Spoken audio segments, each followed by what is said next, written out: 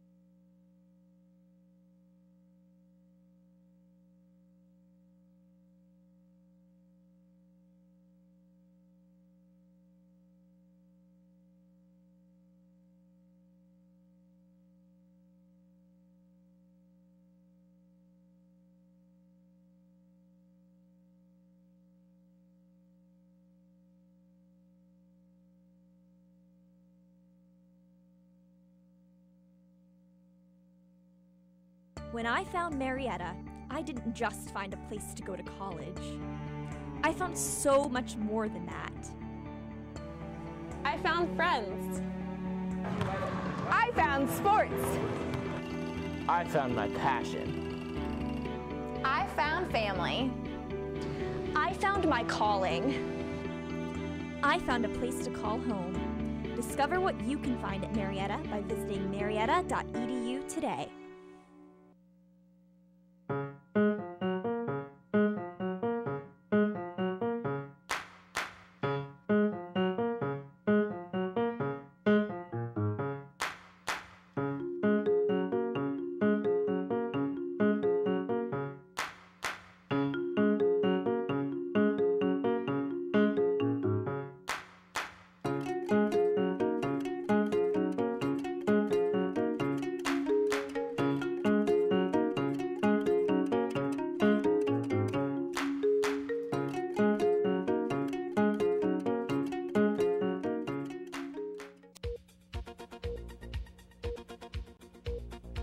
Verizon reports a big profit. And Statue News in Virginia. We'll have these stories and more when NewsCenter 15 starts now.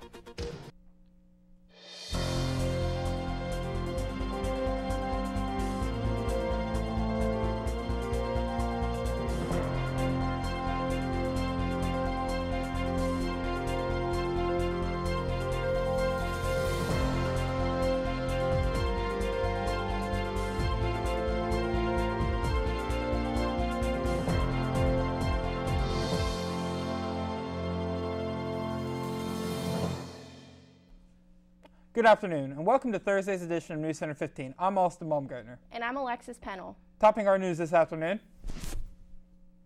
JCPenney believes it will emerge from bankruptcy protection before Christmas under new ownership agreement that would save tens of thousands of jobs.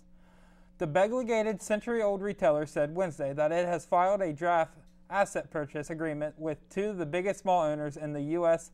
Substantially all of JCPenney's retail and operating assets will be acquired by Brookfield Assets Management Incorporated and Simon Property Group through a combination of cash and new term loan debt.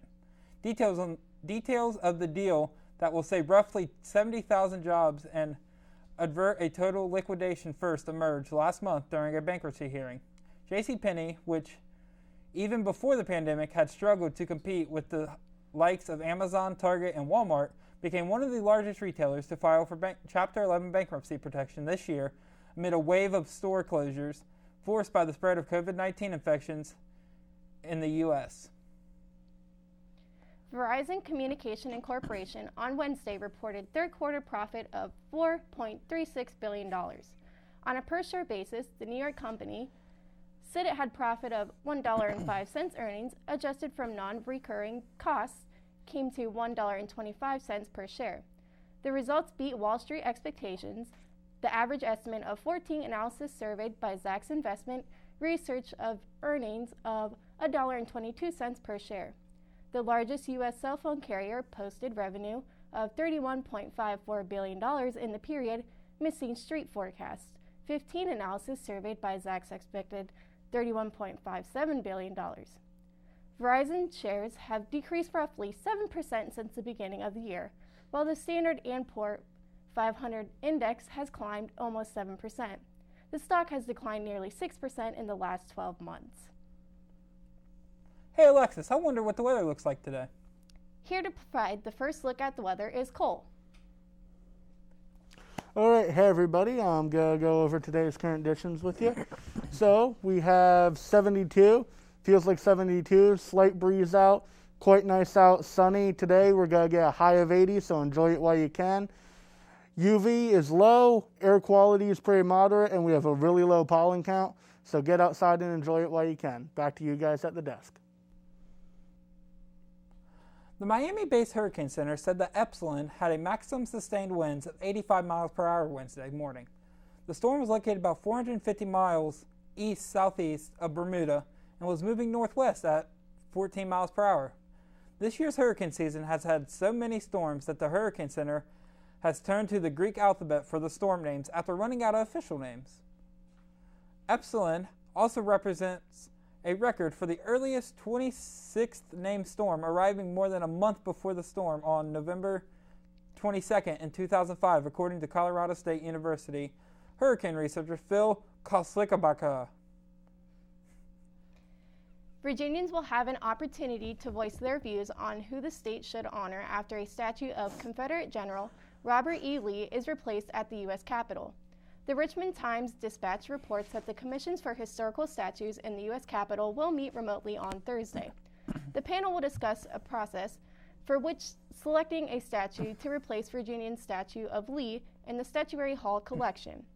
People who speak at the virtual meeting must register by noon on Wednesday at www.dhrvirginia.gov/U.S. Capitol Commissions. They can also submit written comments by Wednesday at noon to U.S. Capitol Commissions at dhrvirginia.gov. When WCMO returns, a 5-year-old plays Sherlock Holmes and helps solve a case of a missing lemur. And Pope Francis takes a stance on same-sex civil unions. Stay with us.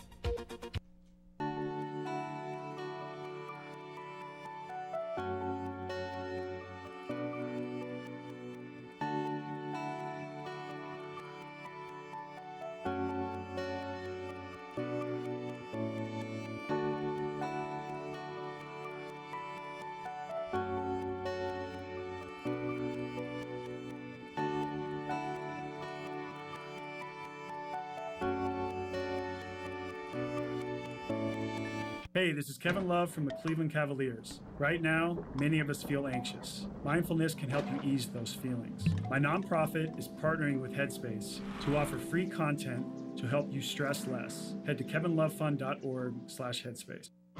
Here's to the straggly ones, the first ones, But hey, I look good with this ones. The black, brown, red, and gray ones. The itchy ones. The ones grown by Dad. The ones grown for Dad. The I nearly didn't do it this year ones. And the absolutely filthy ones. They all raise awareness, raise funds, start conversations, and save lives. Because whatever you grow will save a bro. Learn more at Movember.com.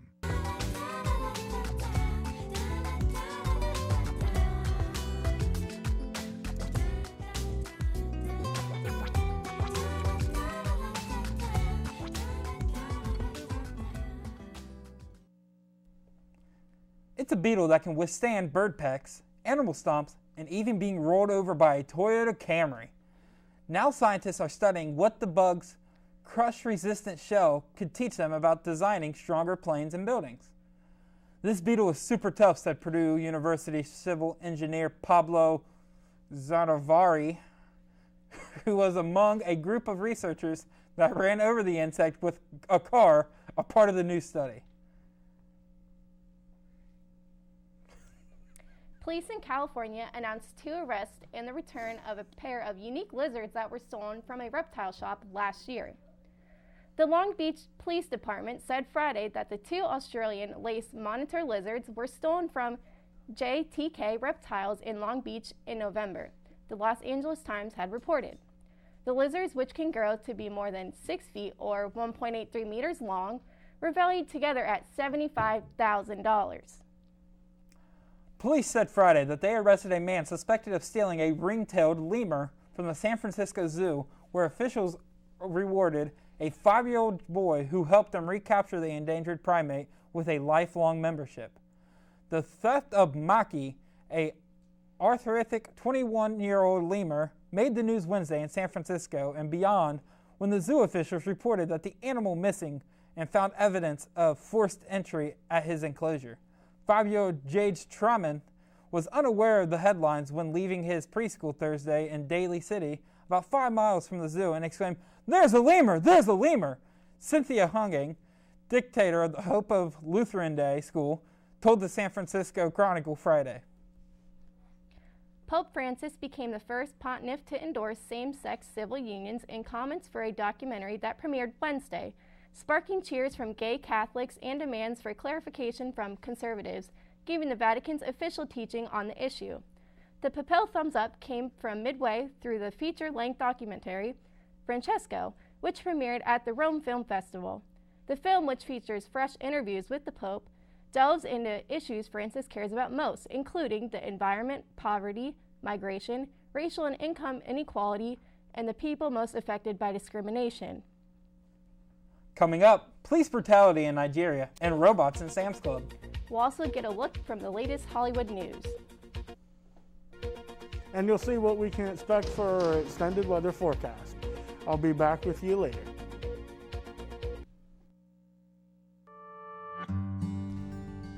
Where are we? We're at Marietta College. This is where we live at Marietta College.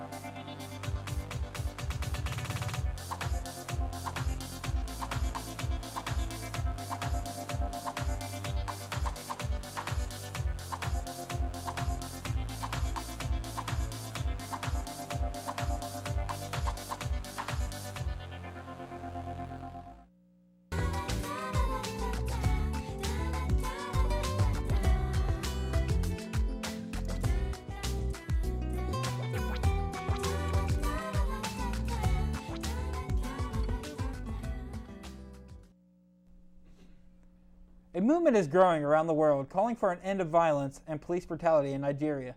The country has been rocked by protests for weeks now over police brutality, corruption, and widespread claims of kidnapping and harassment by a notoriously controversial police unit known as the Special Anti-Robbery Squad, or SARS for short. #InSARS is going viral around the world. Authorities have ordered some residents near the Cowwood fire in Colorado to evacuate due to anticipated winds and low humidity overnight that could help spread the fire. According to the Denver Post, just over 100 homes in Lions Park Estates are impacted.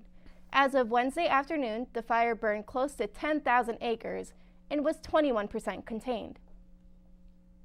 Sam's Club is putting robot floor scrubbers from a company called Brain Corp in most of its stores this fall. Analysts say this is to be expected in light of the coronavirus pandemic.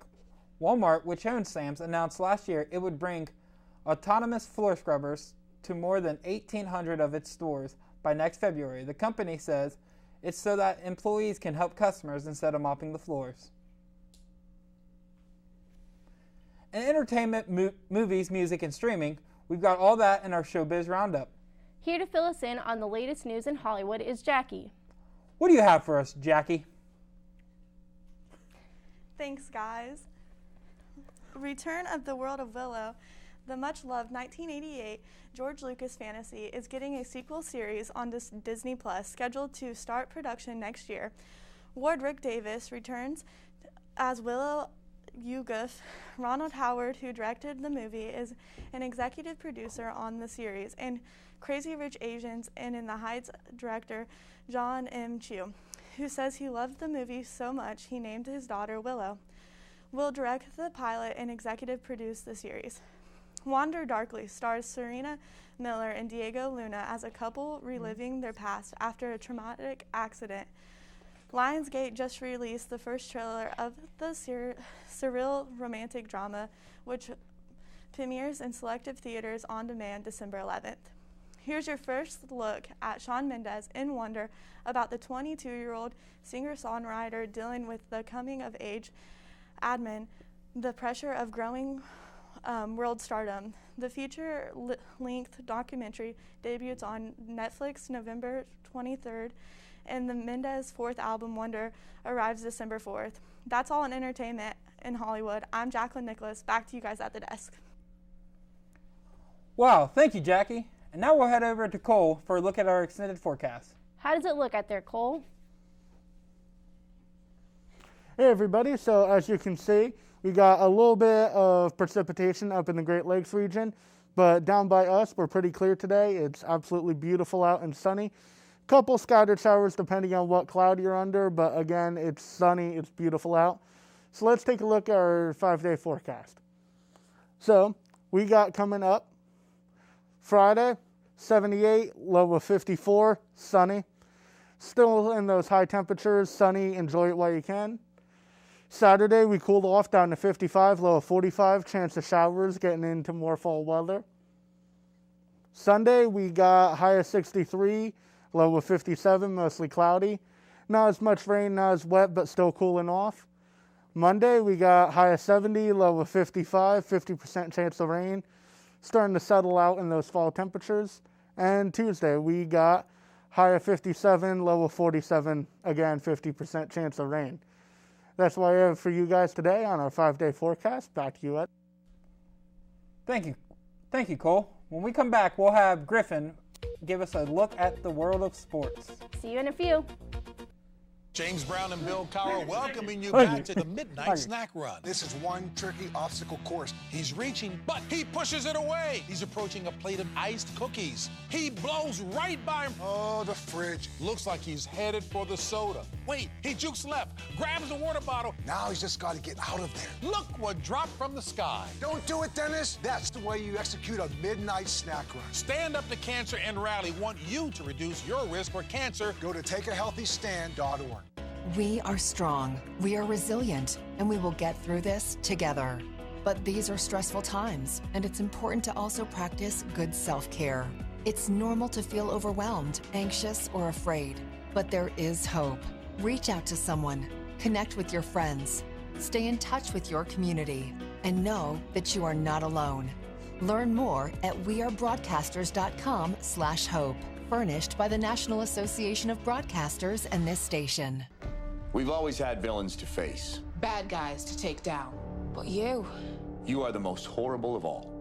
We're not here because we have to be. We're here because we've had enough of you. Every single one of us is mortal. But inside of us, we're all heroes. So stand up with us. Stand up to fight. Stand up to cancer. Visit standuptocancer.org to learn more.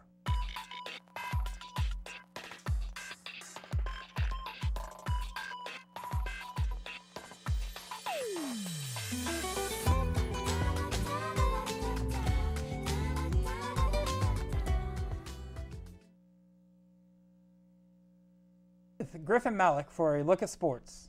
What are we looking at in the world of sports, Griffin? I can give you the rundown. The English Premier League, Team Manchester United reported a full-year loss of more than $30 million due to the COVID-19 pandemic, with the main cause being the drop in broadcasting income. Manchester's revenue was also down to around $666 million, 19% less than in the previous year. Premier League grounds have been closed to fans since mid-March. The World Series is already shaping out to be a very entertaining 7-game series, with both teams knotted at 1 game apiece. The Dodgers took Game 1 by a score of 8-3. Dodger ace Clayton Kershaw took home the win and looked fantastic on the mound.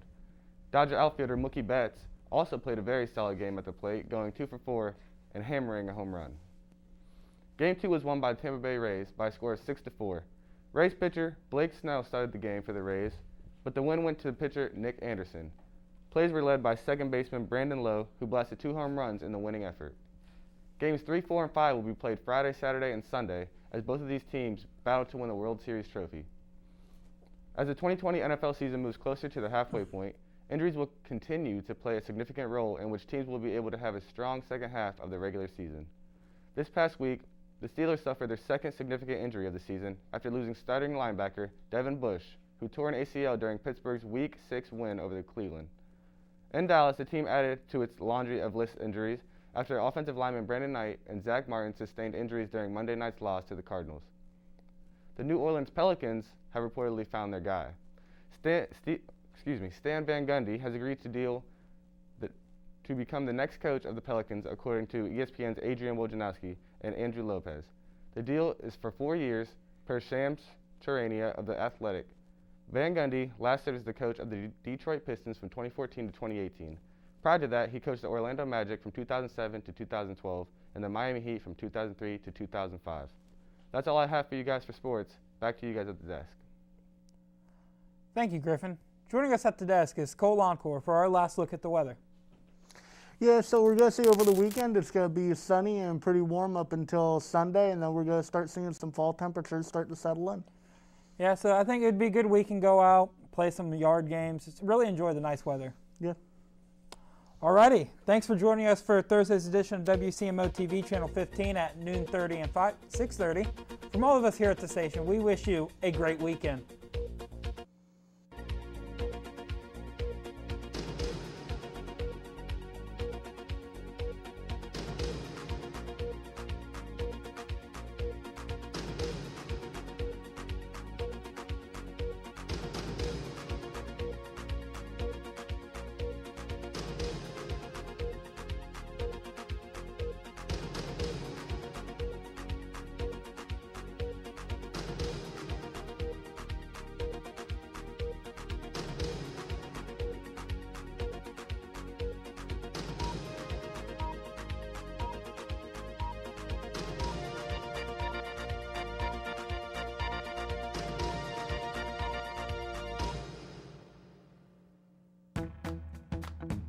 Meet Candace.